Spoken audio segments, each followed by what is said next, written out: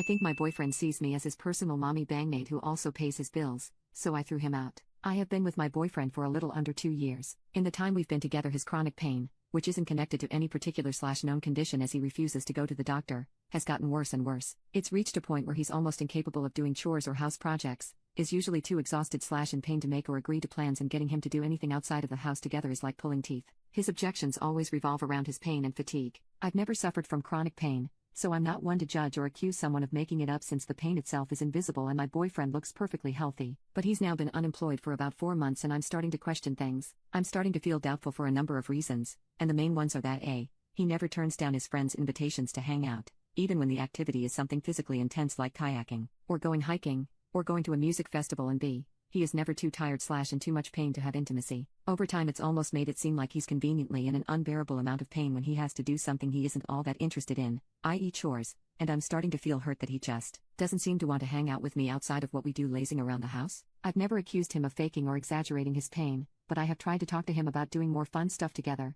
and it always circles back to his pain or him accusing me of trying to keep him from spending time with his friends. I've done a ton of research into autoimmune disorders and other conditions that could be causing his problem, always bringing my findings and suggestions to him, but he just doesn't believe a doctor or any traditional medicine will help him. I'm also bothered because when we go to family outings or parties that we're both invited to, he will talk anyone who will listen ear off about how bad his chronic pain is and how frustrating it is to not be able to find a solution. The thing is, he's not actually looking for a solution. He just smokes weed every day and calls that good enough while lamenting and complaining that his body is the way that it is. He also refuses to return to work because of his pain. I'm happy to support him through hard times, but the fact that he won't work is getting concerning and I feel severely stuck. I'm not interested in supporting him financially on a long-standing basis, but at the moment I partially am by covering some of his expenses. If this post makes me a total asshole for questioning the degree of my boyfriend's chronic pain, so be it. Update: 3 days later, I talked to my boyfriend and told him that he needs to see a doctor or I will no longer be able to support him financially and stand by while he remains unemployed and unmotivated to get the help he needs. I also addressed the idea of managing/balancing his energy levels differently so that we're able to share household responsibilities more effectively,